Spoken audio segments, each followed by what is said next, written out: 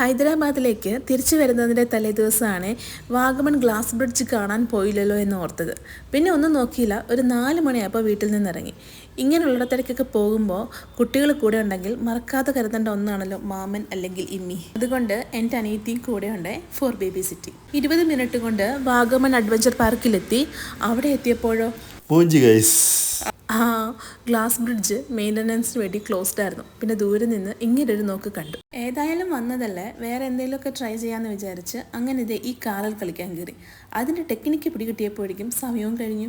ഇതിൻ്റെയൊക്കെ റേറ്റ് ആണെങ്കിലോ അതിലും ഭയങ്കരം. പിന്നെ ചെറിയൊരു സാഹസത്തിന് വേണ്ടി സിപ്പ് ലൈൻ ട്രൈ ചെയ്തു. അതും അത്ര ഭീകരമായിട്ടൊന്നും തോന്നിയില്ല. റോബിൻ ചേട്ടയാണെങ്കിൽ ഡ്രോൺ ഷോട്ട് കൂടി എടുത്തു, എക്സ്ട്രാ ഒരു 300 രൂപ കൊടുത്തിട്ട്. ഇപ്പോൾ കുറേ അഡ്വഞ്ചർ ആക്ടിവിറ്റീസൊക്കെ ഇവിടെയുണ്ട്, പക്ഷേ അതിൻ്റെയൊക്കെ റേറ്റാണ് കത്തി. ടൂറിസ്റ്റായിട്ട് വരുന്നവർക്കൊക്കെ കയ്യിൽ ക്യാഷ് ഉണ്ടെങ്കിൽ എല്ലാം ട്രൈ ചെയ്യാം. പക്ഷേ ഈ നാട്ടിൽ തന്നെയുള്ള സാധാരണക്കാർക്ക് ഇതൊക്കെ കുറച്ച് കൂടിയ റേറ്റ് തന്നെയാണ്. ജസ്റ്റ് ഒരു എൻട്രിക്ക് തന്നെ ഒരാൾക്ക് 100 രൂപ. ഇതൊക്കെ മെയിൻറ്റെയിൻ ചെയ്യുന്നതോ അത്ര നല്ലതായിട്ട് തോന്നിയില്ല. ഈ ഗാർഡനൊക്കെ പുതിയ സെറ്റപ്പാണ്. ഇവിടെ ഈവനിങ് തൊട്ട് രാത്രിയിൽ 9-9:30 വരെ ഇത് ഓപ്പൺ ആണ്. ആൻഡ് ആ സമയത്ത് ഇവിടെയൊക്കെ വന്നാൽ നല്ല രസമാണ് കാണാനായിട്ട്.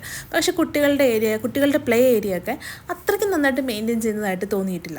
ഞാൻ കാണിച്ചത് കൂടാതെ ഇവിടെ പല അഡ്വഞ്ചർ ആക്ടിവിറ്റീസ് ഉണ്ട്. ലൈക്ക് ബോട്ടിംഗ് ഉണ്ട്, പിന്നെ സ്കൈ സൈക്ലിംഗ് ഉണ്ട്. അങ്ങനെ പല അഡ്വഞ്ചർ ആക്ടിവിറ്റീസും ഈ സ്ഥലത്തുണ്ട്. അപ്പോൾ ജസ്റ്റ് ഒന്ന് ഗ്ലാസ് ബ്രിഡ്ജ് കാണാൻ വന്ന ഞങ്ങൾ ഇവിടെ ഏകദേശം ഒരു 2-2.5-3 മണിക്കൂറുകൾ സ്പെൻഡ് ചെയ്തിട്ട് രാത്രി ഈ ലൈറ്റും ഈ സെറ്റപ്പും ഇതെല്ലാം കണ്ട് ഒരു 7-7:30 കഴിഞ്ഞപ്പോഴാണ് വീട്ടിലേക്ക് തിരിച്ചു പോകുന്നത്.